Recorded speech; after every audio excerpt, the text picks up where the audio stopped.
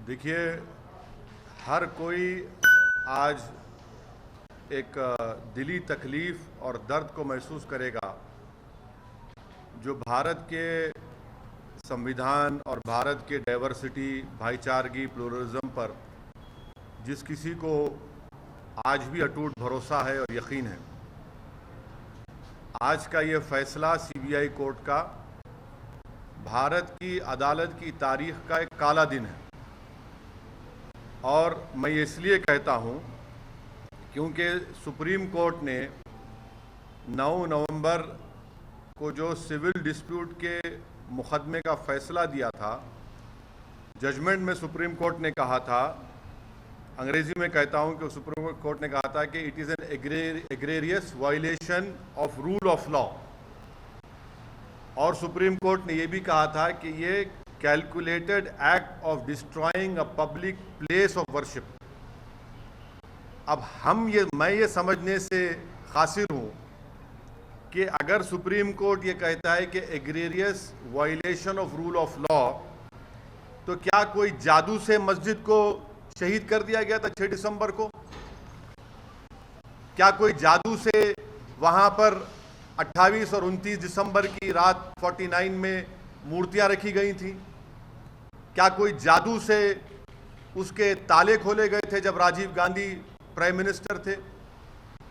इसीलिए मैं ये कहता हूं कि सुप्रीम कोर्ट ने जो बात कही उसके बरखिलाफ आज ये जजमेंट आया है। और ये मैं कहने पर मजबूर हूं कि violence page for you politically.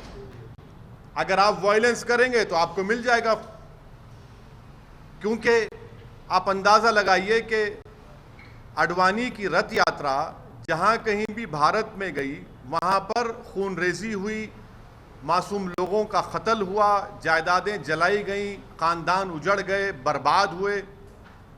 और आज ये फैसला आता है सीबीआई कोर्ट का जिसमें कहते हैं कि वो स्पॉन्टेनियस नहीं था। तो हम ये जानना चाहते हैं कि भाई साहब, ये कितने दिन, कितने महीने लगेंगे प्रिपरेशन के लिए ताकि वो स्पॉन्टेनियस ना हो?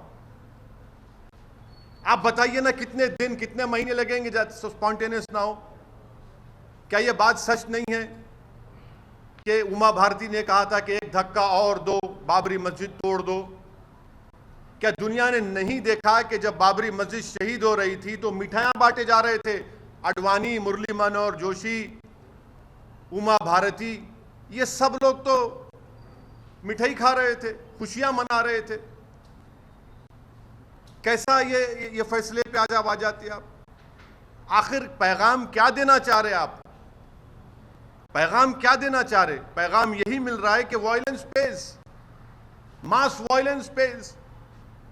आप अंदाजा लगाइए कि 1950 से अब तक इस मसले में मुसलमानों को इंसाफ नहीं हुआ, और आज ये फैसला आता है 28 साल के बाद। हम आज भी कह रहे हैं, अगर ये मस्जिद नहीं शहीद होती तो क्या 9 नवंबर का सुप्रीम कोर्ट का फैसला आता था? सारी दुनिया ने देखा कि जो लोग मस्साम में खड़े होकर स्पीचेस दे रहे थे, लोगों को उकसा रहे थे, उनकी मौजूदगी में क्या यह बात सच नहीं है कि सीबीआई की चार्जशीट में एक विटनेस ने कहा कि कल्याण सिंह, उस वक्त के चीफ मिनिस्टर, ने कहा कि रोक कंस्ट्रक्शन पर है, डिस्ट्रक्शन पर नहीं है? वो भी आप नहीं मानेंगे उसको? क्या सीबीआई की चार्जशीट में यह नहीं कहा गया था कि 5 दिसंबर की रात अडवाणी ने विनय कटियार के घर में साजिश रचाई? क्या यह बात सच नहीं है कि अडवाणी ने कल्याण सिंह को कहा कि उस वक्त तक आप रिजाइन मत करिए जब तक कि मस्जिद डेमोलिश नहीं हो जाती, ताकि गवर्नमेंट का डिसमिसल ना हो? क्या बीजेपी की सरकार उस वक्त की जाकर सुप्रीम कोर्ट को वादा नहीं किया था कि हम मस्जिद को बचाएंगे? ये फैसला, मुझे कहना पड़ेगा कि ये judgement satisfies the collective consciousness of Hindutva and its followers and its ideology. ये जजमेंट का यही है। किसने तोड़ा फिर मस्जिद? फिर हम पूछना चाहते हैं, जब 6 दिसंबर 1992 को मस्जिद शहीद हुई थी, उस वक्त मैंने अपने आप को एक हेल्पलेस महसूस किया। मैंने अपने आप को अपने लिए एक ह्यूमिलिएशन समझा कि मैं अपनी एक शर्म महसूस हुई कि मैं अपनी मस्जिद को बचा नहीं सक रहा हूं, और आज आप ऐसा फैसला देते हैं। तो फिर आखिर इतना सब जो इन्वेस्टिगेशन हुआ, कैसा क्या हुआ? एक और बात आपको समझने की जरूरत है कि आडवाणी को हाईएस्ट सिविलियन अवार्ड दिया गया बीजेपी गवर्नमेंट तरफ से, एक्यूज्ड हैं। तभी हमने कहा था कि देखो, मैं प्रेस कॉन्फ्रेंस करके कहा था कि आडवाणी को ये हाईएस्ट सिविलियन अवार्ड दिया जा रहा है। आज उसका नतीजा हम देख रहे हैं। उमा भारती, अच्छा आप एक और आदमी का नाम ले लीजिए, हिंदुस्तान टाइम्स में आया कि भगवान गोयल कोर्ट के बाहर कह रहा है, कोर्ट के बाहर फैसला देने से पहले कोर्ट के बाहर कह रहा है कि हाँ, मैं एडमिट करता हूं कि मैंने डेमोलिशन में हिस्सा लिया। वो बीजेपी में उस वक्त का नॉर्थ इंडिया का शिवसेना का चीफ था, कोर्ट के बाहर कह रहा है, और कोर्ट में जाकर कोर्ट बरी कर देता है उन लोगों को। तो ये मेरे लिए बहैसियत एक भारत के मुसलमान के लिए, जो मैं 6 दिसंबर 1992 को जो मुझे एक ह्यूमिलिएशन और बेबसी जो मैं महसूस किया था, आज मैं वही महसूस कर रहा हूं। इंसाफ नहीं हुआ इस मसले में।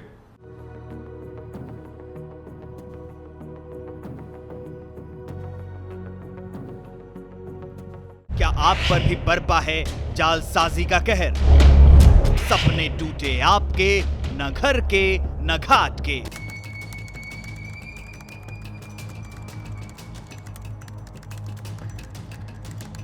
देखिए लूट घर हर रात 9:30 बजे।